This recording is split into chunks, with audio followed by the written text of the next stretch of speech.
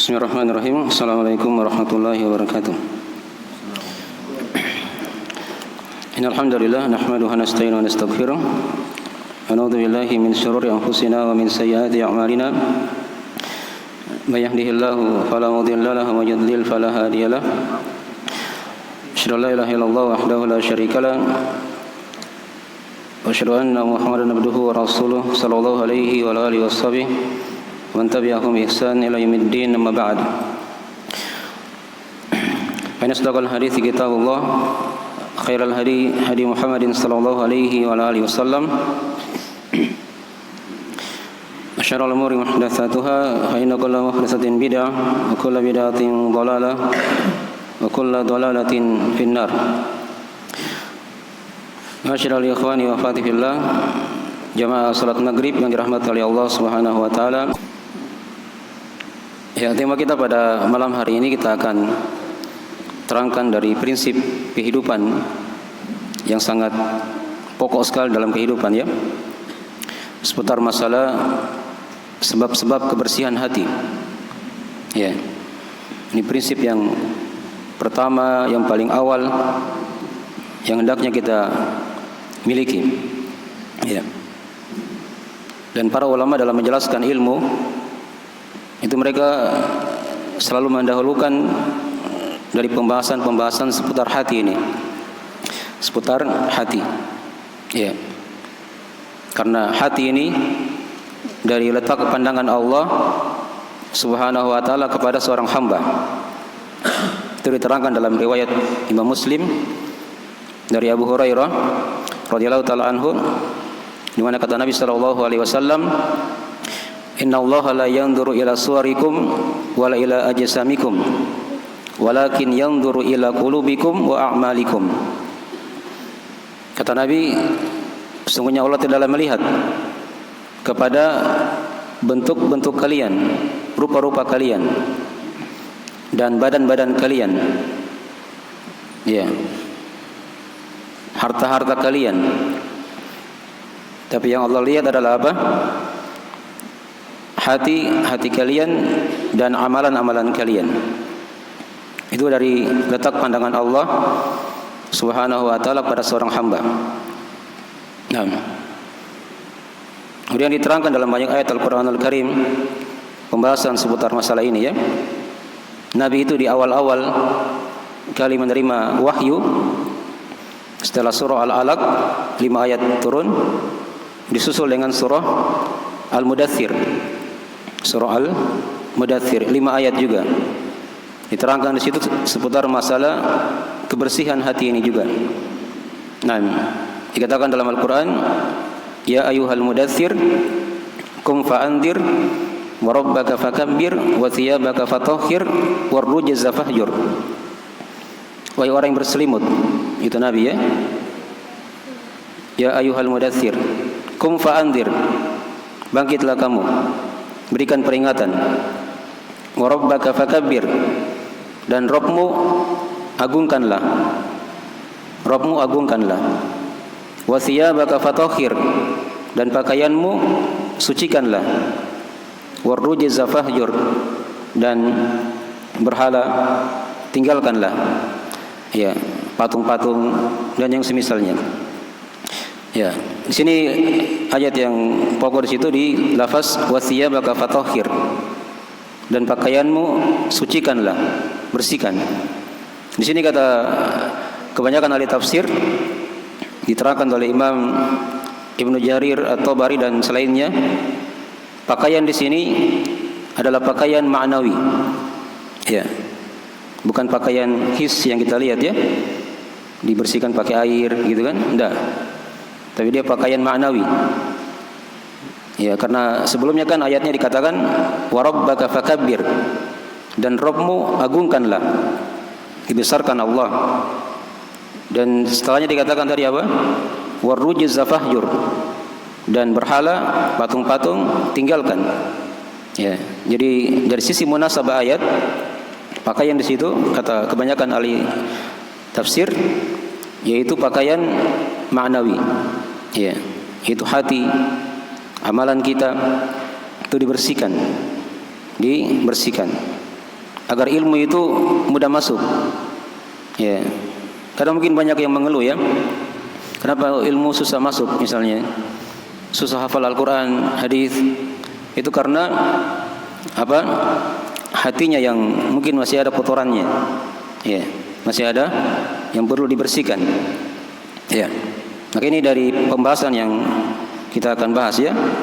Dari sebab-sebab kebersihan hati itu penting. Kita akan terangkan. Kemudian diterangkan juga dalam ayat yang lain, pada hari kiamat itu ya dikatakan oleh Allah dalam Al-Qur'anul Karim, yauma la yanfa'u malun wala banun illa man atallaha biqalbin salim. Ya. Hari kiamat itu adalah hari la yanfa'u malun wala banun. Hari yang tidak ada manfaat lagi. Ya. Harta dan anak-anak. Illa man atallaha biqalbin salim. Kecuali siapa yang datang menghadap kepada Allah dengan hati yang selamat. Dengan hati yang selamat. Nah, kapan seorang dikatakan hati yang selamat?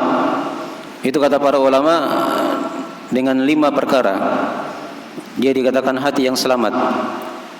Yang pertama, dia selamat dari kesyirikan. Kemudian yang kedua, dia selamat dari bid'ah. Karena kesyirikan ini itu akan membatalkan tauhidnya. Ya. Yang kedua, dia selamat dari bid'ah. Karena bid'ah ini akan membatalkan apa? Menghilangkan sunnah, menyelisih sunnah. Yang ketiga, dia dikatakan hati yang selamat tatkala dia bersih dari dosa dan maksiat. Dosa dan maksiat, karena ini akan apa? Menyelisih dari ketaatan kepada Allah Subhanahu wa taala.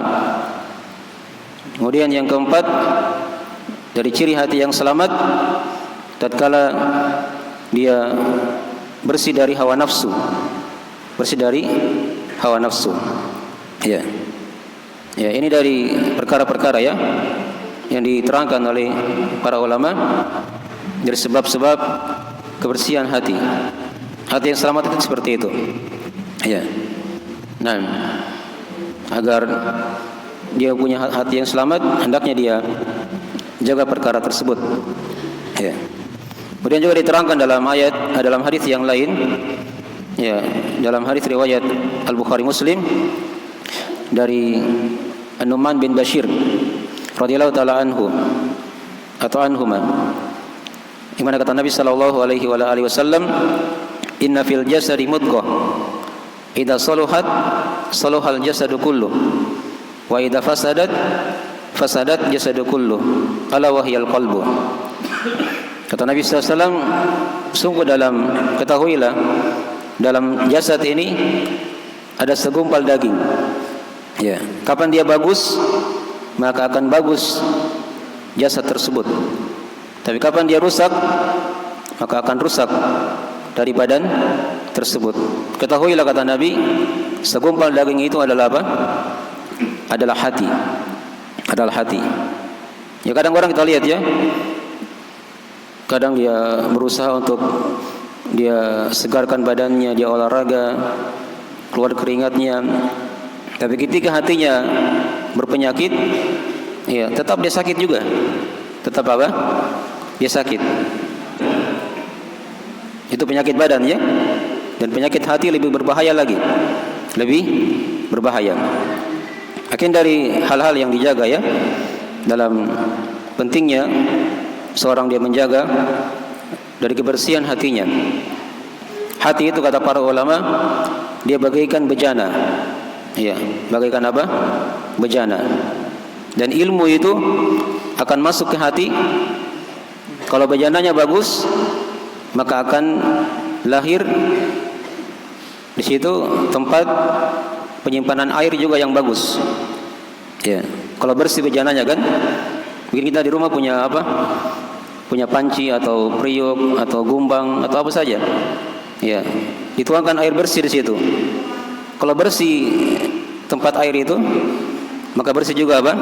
Hasilnya yang diminum. Tapi kalau kotor, akan kotor juga apa? Hasilnya. Itu ibarat dari hati yang bersih ya, dijaga seperti itu. Ya. Kemudian diterangkan juga di perumpamaan yang lainnya oleh para ulama tentang hati yang bersih itu diibaratkan bagaikan apa? Cahaya. Kalau tadi kan yang pertama itu ilmu, diibaratkan bagaikan apa? Air yang dituangkan di sebuah bejana. Jadi kalau airnya itu bersih, tempatnya bersih, maka akan apa? Akan bersih juga hasilnya. Ya. Itu satu ibarat contoh. Ada contoh yang lain diterangkan oleh para ulama, ilmu itu bagaikan cahaya. Terserah mau cahaya lampu kah atau cahaya lampu tembok yang mungkin ada di desa-desa ya. Itu kan kadang punya kaca. Semua lampu kan punya apa? Punya kaca. Kalau kacanya bersih, maka akan terang apa? Lampunya. Kalau kacanya kotor, mungkin dia hitam, maka akan apa? Kotor juga atau redup dari cahaya tersebut. Dari cahaya tersebut. Ya. Jadi dari sebagian dari permisalan-permisalan tentang hati itu, dia bagaikan bejana, bagaikan kaca. Jadi hati dijadikan bagaikan kaca ya. Jangan seperti busa cuci piring itu kan, dia serap semuanya, yang baik yang jelek diserap. Ya, tapi kalau dia bagaikan kaca, kapan dia kotor, dilap, dibersihkan, mengkilat kembali, kan begitu. Itu permisalan dari hati manusia. Ya, dipahami ya? Baik. Sekarang kita masuk di tema pembahasan tadi ya, dari sebab-sebab yang membersihkan hati itu. Ya, sebab yang pertama dari hal yang membersihkan hati yaitu keimanan kepada Allah Subhanahu wa taala. Ya. Keimanan kepada Allah Subhanahu wa taala. Karena diterangkan dalam Al-Qur'anul Karim di surah At-Taghabun, ya. Wa man yu'min billahi yahdi qalbah. Wallahu bikulli syai'in alim. Dan siapa yang beriman kepada Allah, Allah akan beri hidayah kepada hatinya. Dan Allah Maha mengetahui segala sesuatu. Ya, segala sesuatu. Jadi iman itu dijaga di sini ya. Nah, apa itu iman? Iman kan secara bahasa dia bermakna at-tasdiq. Dia benarkan, ya, dia akui. Adapun secara istilah, iman itu adalah adanya keyakinan dalam hati, ucapan dengan lisan, adanya amalan dengan anggota tubuh, bertambah dengan ketaatan, dan berkurang dengan kemaksiatan. Itu 5 dari pokok iman. Ada keyakinan hati, ada ucapan lisan, ada amalan anggota tubuh, bertambah dengan ketaatan, dan berkurang dengan kemaksiatan. Nah, ini dari keimanan. Ya, dipahami ya? Ini luas cakupannya kalau kita ingin bahas ya. Karena waktu kita tidak terlalu banyak, kita terangkan pokok-pokok pembahasan saja di sini. Ya, jadi iman kepada Allah. Ya, dan iman itu kan ada 6 rukunnya. Ada iman kepada Allah, ada iman kepada para malaikat, ya. Ada iman kepada kitab-kitab Allah. Ada iman kepada para rasul, nabi dan rasul. Ya, ada iman kepada hari kiamat. Ada iman kepada takdir yang baik dan yang buruk. Ini diimani ya. Dan ini dipelajari di buku-buku akidah seputar masalah rukun-rukun iman itu. Jadi dikatakan tadi, wa man yu'min billahi yahdi qalbah. Siapa yang beriman kepada Allah, maka Allah akan beri hidayah kepada hatinya. Ya, akan diberi hidayah kepada hatinya, diperbaiki hatinya oleh Allah Subhanahu wa taala. Nah, baik. Kemudian diterangkan dari sebab yang kedua, dari sebab yang dengannya hati menjadi bersih. Ya, seorang dia singkirkan dalam hatinya dari kotoran-kotoran. Ini kita sudah bahas kemarin mungkin ya. Kotoran-kotoran hati itu kan hanya dua macam saja. Iya, hanya dua macam. Ada kotoran syubhat, dan yang kedua ada kotoran apa? Syahwat. Itu najis hati gitu. Najisnya hati itu, kotorannya hati hanya dua saja. Ada kotoran syubhat, ada kotoran apa? Syahwat. Ya. Dirinci oleh Ibnu Al-Qayyim rahimahullahu taala dalam kitab Al-Fawaid, penyakit hati itu ada 3. Ya. Ada penyakit kesyirikan, ada penyakit bid'ah, ada penyakit dosa dan maksiat. Dipahami ya? Nah, itu penyakit hati. Kesyirikan dan bid'ah ini kan apa? Penyakit syubhat. Iya. Orang lakukan kesyirikan, bid'ah itu kan karena apa? Ada hal yang rancu di pikirannya. Iya. Ada hal yang samar di pikirannya. Dia tidak bertanya misalnya sama alim ulama. Iya, dipahami ya? Sehingga dia melakukan kesyirikan atau bid'ah. Ini penyakit syubhat.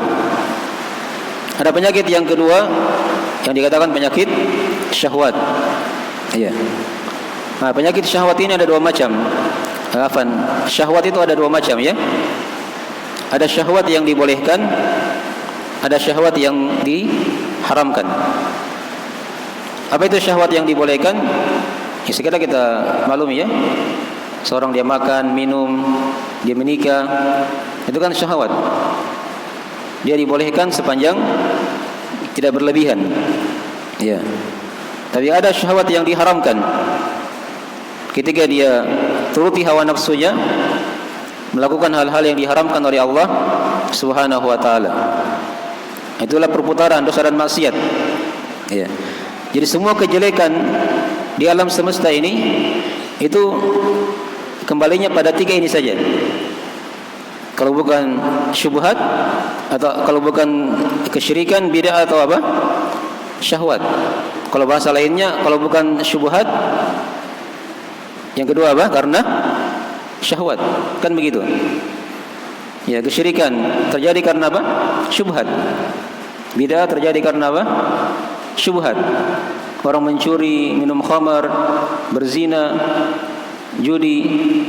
Sekarang lebih canggih lagi ya, judi online. Gitu kan? Itu karena apa? Syahwat yang diharamkan. Kan begitu. Itu penyakit, dibersihkan dua penyakit ini. Dan uniknya dua penyakit ini merupakan dari senjata syaitan dalam menyerang manusia. Dalam menyerang apa? Manusia. Jadi syaitan itu punya dua senjata. Senjata syubhat dan senjata apa? Syahwat. Ya. Itu aja senjatanya. Nah, diterangkan di surah As-Sajdah oleh Allah Subhanahu wa taala sekaligus obatnya. Ya, wa kadzalika ja'alna minhum a'immatan yahduna bi amrina lamma sabaru wa kanu bi ayatina yuqinun. Dan kami jadikan di antara mereka ada imam-imam, ada panutan-panutan. Mereka memberikan hidayah dengan perintah kami, kata Allah. Lamma sabaru wa kanu bi ayatina yuqinun. Tatkala mereka bersabar dan mereka yakin akan ayat-ayat kami. Ya. Nah, kesabaran ini dari obat penyakit syahwat. Ya. Coba kalau yang lakukan tadi itu dosa besar ya, dia punya kesabaran. Tidak akan terjadi itu orang mencuri, orang berzina, orang minum khamar, judi. Kan begitu. Kalau dia punya kesabaran, dia tahan jiwanya, tidak akan terjadi perkara itu. Iya.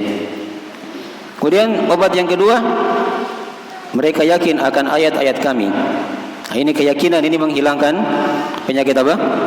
Syubhat, kerancuan, berpikir, gitu ya. Yang seterusnya dari itu menghilangkan penyakit syubhat. Jadi ini dari pokok sebab yang kedua.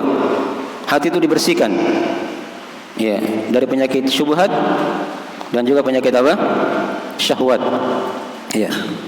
Kemudian sebab yang ketiga dari sebab kebersihan hati juga, yaitu seorang hamba dia berdoa kepada Allah Subhanahu wa taala. Dia banyak-banyak berdoa kepada Allah. Ya, karena Allah itu yang membolak-balikan hati. Ya, hati kita ini diterangkan dalam hadis riwayat At-Tirmidzi dari Anas bin Malik. Ya, itu di antara jari jemari Allah. Ya, hati manusia ya semuanya. Allah bolak-balikan sesuai dengan yang Allah kehendaki. Maka doa Nabi SAW yang paling banyak diterangkan oleh Anas bin Malik, yaitu ya muqallibal qulub tsabbit qalbi ala dinik. Ya, wahai yang membolak-balikan hati, kokohkanlah hatiku di atas agamamu. Dipahami ya? Ya, ini dibaca ya di segala keadaan kita, di salat kita, di ruku, di sujud, di tahiyat akhir, di doa-doa kita, ya, di waktu-waktu yang mustajabah. Apalagi sekarang sebagian ada yang safar, itu dibaca, banyak berdoa dengan doa seluruh kebaikan, terutama tadi diantaranya apa? Meminta dari kebaikan hati, ya, dikokohkan oleh Allah Subhanahu wa taala. Baik. Nah, ini sebab ya yang ketiga tadi dari hal yang memperbaiki hati itu, membersihkan hati. Ya. Kemudian sebab yang keempat dari sebab yang apa? Membersihkan hati itu juga, yaitu dia banyak bertobat kepada Allah Subhanahu wa taala. Ya, banyak bertobat kepada Allah Subhanahu wa taala. Ini dari hal yang diperintah dalam Al-Qur'an dan hadis. Wa tubu ila Allahi jami'an ayyuhal mu'minun la'allakum tuflihun. Bertobatlah kalian kepada Allah wahai orang-orang yang beriman agar kalian beruntung. Dan Nabi terangkan dalam hadis itu, ya, riwayat Imam Muslim. Nah, kata Nabi sallallahu alaihi wasallam, tu'radul fitan 'alal qulub aradal hasir. Ya. Fitnah-fitnah itu ditampakkan di hati itu bagaikan apa? Bagaikan tikar yang dibentang. Itu yang kita rasakan sekarang ya. Fitnah itu banyak sekali di depan kita. Bahkan di tangan kita ada fitnah. HP ini fitnah ya. Ya. Nah, Nabi terangkan dihamparkan fitnah itu bagaikan apa? Tikar. Nah, terhampar. Ya, udan, sehelai demi sehelai. Fa ayyu qalbin asyrabaha nukitat fihi nuktatun sauda. Nah, siapa yang minum fitnah dari itu, maka akan dititikkan dalam hatinya itu titik hitam. Ya. Dia tanggap itu fitnah, ya, diserap, maka akan lahir di hatinya itu apa? Titik hitam. Ya. Nah, fa ayyu qalbin ankaraha nukitat fihi nuktatun bayda. Tapi kalau ada hati yang dia ingkari fitnah itu, ya, kejelekan-kejelekan itu, maka akan dititikkan dalam hatinya titik putih. Nah, sebaliknya begitu ya. Titik putih. Ya. Hatta yasirul qalbu abyad mithla as-safa. Sampai hati itu menjadi ya putih, ya, bagaikan mutiara yang sangat putih sekali, mengkilat. Nah, dan diterangkan oleh Nabi SAW, la tadurruhu fitnatun ma damatis samawati wal ard. Dan fitnah tidak akan membahayakan dia selama adanya langit dan bumi. Itu caranya dalam menghadapi fitnah ya. Kejelekan, hawa nafsu itu diingkari, gitu ya. Diingkari. Akan dititikkan dalam hati kita titik putih. Diingkari terus sehingga putih hati kita, bersih. Nah, dan tidak akan dibahayakan lagi oleh sesuatu pun sepanjang adanya langit dan bumi. Tapi sebaliknya kalau dia tanggapi itu fitnah, kejelekan, sudah akan dititikkan dalam hatinya titik hitam, titik hitam, titik hitam. Nah, sampai hitam hatinya. Dipahami ya? Jadi kalau dia bertobat kepada Allah, itu akan hilang dari titik hitam tadi itu. Ya. Dan kita dimaklumi tidak ada dari kita yang selamat dari dosa. Semua punya kesalahan. Ya. Bahkan diterangkan di hadis, kalau misalnya ada dari hamba Allah yang tidak berdosa, Allah akan hilangkan dia, diganti dengan makhluk yang lain yang punya dosa di situ. Kemudian Allah menerima taubat-taubat mereka. Baik. Ini dari ringkasan dari sebab yang berapa sekarang ini? Yang keempat ya. Baik. Apa tadi yang pertama, coba diulangi? Iman kepada Allah. Ya. Yang kedua, ya, dibersihkan dari kotoran-kotoran syahwat atau syubhat. Ya. Sebab yang ketiga, ya, dia banyak berdoa kepada Allah, meminta kekokohan hati. Yang keempat, ya, dia banyak bertobat kepada Allah agar hati itu bersih. Ya, diingkari dari banyak kejelekan-kejelekan yang ada di depan mata kita. Ya. Kemudian dari sebab yang kelima, dari sebab yang membersihkan hati itu, ya, hati itu hendaknya dihiasi dengan qanaah. Dengan apa? Qanaah. Apa itu qanaah? Rasa cukup. Ya. Itu dari kekayaan hati. Nabi terangkan dalam hadis itu, innamal ghina ghinal qalb. Ya, wa innamal faqru faqrul qalb. Sesungguhnya kekayaan itu adalah kekayaan dalam hati, dan kemiskinan itu merupakan kemiskinan di hati. Dipahami ya? Bukan orang kaya itu dilihat banyak hartanya ya. Ada orang kaya banyak harta tapi sempit hatinya, susah dia pikir hartanya. Ya, sibuk sekali siang malam. Tapi kalau dia orang biasa-biasa saja, dia hatinya luas, ya santai dia. Dipahami ya? Karena dia punya kekayaan dalam hati. Ya, dia bersyukur pada hal yang sedikit. Tidak banyak keluh kesah misalnya kan dalam kehidupan yang membuat hati itu menjadi apa? Sempit. Ya, ini dari hal yang diingatkan ya. Dari hal yang bersihkan hati itu dia banyak qanaah kepada Allah Subhanahu wa taala. Dan kayaknya waktunya mungkin sudah habis ya. Mau tanya jawab atau bagaimana? Ada yang mau bertanya? Atau kita teruskan materinya? Masih ada sebab yang lain? Hah? Ya. Tapi di antara sebab yang lain lagi, dari sebab yang bersihkan hati, seorang dia berteman dengan teman-teman yang baik. Ya, dalam kehidupan ya. Jangan berteman dengan teman-teman yang jelek. Nabi ingatkan dalam hadis itu perumpamaan teman duduk yang baik dalam Al-Bukhari Muslim ya, dengan teman duduk yang jelek. Kalau yang baik itu dikatakan dalam hadis ya, kahamilal misik. Ya.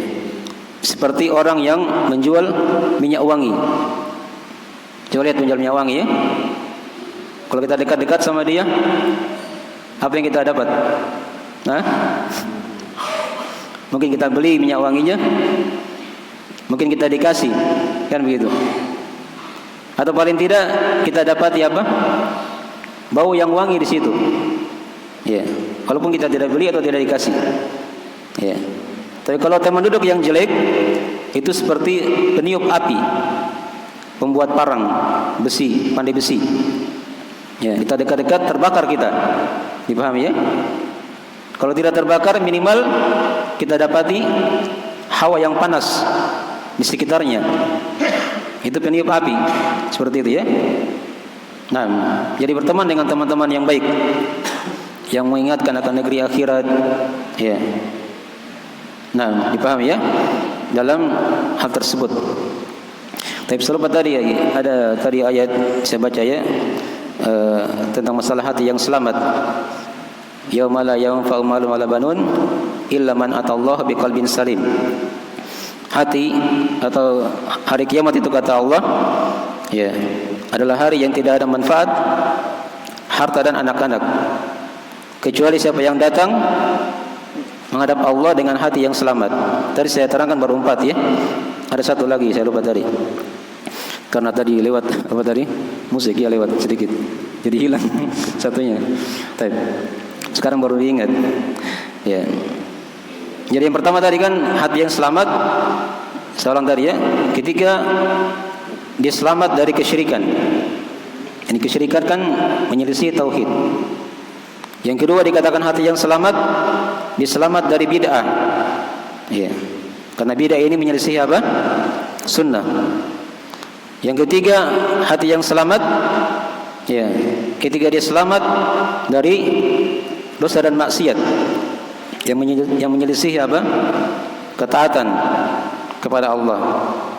Ya, sudah tiga ya. Selamat dari kesyirikan, bid'ah, dosa dan maksiat. Yang keempat, hati yang selamat, diselamat dari kelalaian. Ya, dari kelalaian. Karena kelalaian ini menyelisih apa? Zikir. Dia banyak mengingat Allah Subhanahu wa taala. Dan yang kelima tadi hati yang selamat, dia selamat dari hawa nafsu. Ya, hawa nafsu yang jelek yang menyelisih apa tadi? Bersihnya hati itu. Ya, bersihnya hati tersebut. Baik. Mungkin dari ringkasan saja dari sebab-sebab yang bersihkan hati, ada yang paling pokok, yang paling besar adalah tauhid. Tapi kadang tauhid sudah masuk tadi ya di masalah iman kepada Allah Subhanahu wa taala. Ya, mungkin sekira itu dulu. Dia tanya jawab kalau misalnya ada yang kurang dipahami ya. Kalau Anda bertanya, saya bertanya. Silakan. Tadi ada hadis yang antum sebutkan terkait masalah tu'radul fitan. Iya. Dalam hati itu seperti anyaman kita yang sesuai dengan lafaz hadisnya tadi. Kemudian Ustaz, apakah dengan jadi pertanyaan ini, apakah misalkan dihadapkan sebuah fitnah itu berupa hati kita ini seakan-akan kayak punya penyakit terhadap saudara kita misalnya,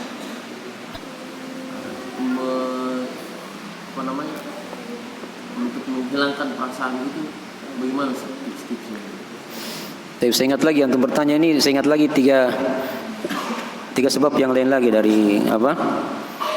Sebab yang bersihkan hati. Terkait dengan dari pertanyaan ini. Jadi yang pertama tadi itu kan dia pelajari dari fikih amalan hati. Iya. Fikih amalan apa? Hati itu luas ya cakupannya. Seperti dia cinta kepada Allah, ada harapan, rasa takut, tawakal, berbaik sangka kepada Allah. Iya, ada kesabaran, ya, kesyukuran, ridho. Ini luas ya. Ada kitab yang bagus itu dibahas oleh Syekh Abdurrahman bin Nasir As-Sa'idi. Ada belasan dari amalan hati yang akan membuat hati itu menjadi baik. Itu bagus juga kalau dibahas ya. Ya, dibahas, dicarikan guru untuk membahas buku itu yang pernah belajar. Ya. Nah, kemudian tadi ada sebab yang lain lagi yang perlu kita perhatikan di situ dari sebab yang bersihkan hati. Dari hal yang bersihkan hati itu dia apa? Senantiasa merasa diawasi oleh Allah Subhanahu wa taala. Ini yang kadang kita banyak kurang di sini. Ya, duduk sendiri di kamar. Jangan sembarang dibuka ya. Ya, HP ini rawan ini. Ya, mau sebut apa saja, mau tulis apa saja muncul semua dari HP. Ya. Jadi ingat di kiri kanan kita ini ada apa? Ada malaikat. Iya. Kalau bahasa orang-orang Raqib Atid, itu bukan nama ya, tapi dia sifat. Raqib sangat dekat, Atid sangat teliti. Kalau sudah menulis, itu pasti benar apa yang ditulis. Dipahami ya? Nah, di atas kita ada Allah Subhanahu wa taala yang Maha melihat. Ya, yang Maha mendengar, menyaksikan. Jadi ini dari langkah-langkah juga tadi ya, mungkin bisa sebagai jawaban tadi itu. Dia senantiasa merasa apa? Diawasi oleh Allah Subhanahu wa taala. Iya. Kita memang tidak ada yang selamat dari fitnah-fitnah, dari kejelekan-kejelekan, tapi kita banyak berdoa kepada Allah dan kita amalkan tadi dari sebab-sebab yang bersihkan hati itu. Dipahami ya? Tapi mungkin segera itu dulu ya. Waktunya mungkin sudah mau masuk. Kita akhiri saja. Iya, baik. Nanti kita bahas lagi materi yang lain. Dari hal-hal yang banyak sebenarnya hal-hal yang lain lagi dari keikhlasan yang memperbaiki hati juga ya. Nanti kita akan bahas, itu ada pembahasan yang lebih dalam lagi. Insyaallah taala kita akan kaji. Baik. Ya, saya kira mungkin itu dari akhir pembahasan kita di malam hari ini. Mungkin banyak kekurangan. Kita tutup dengan doa. Subhanakallahumma wa bihamdik, asyhadu an la ilaha illa anta, astaghfiruka wa atubu ilaik. Assalamualaikum warahmatullahi wabarakatuh.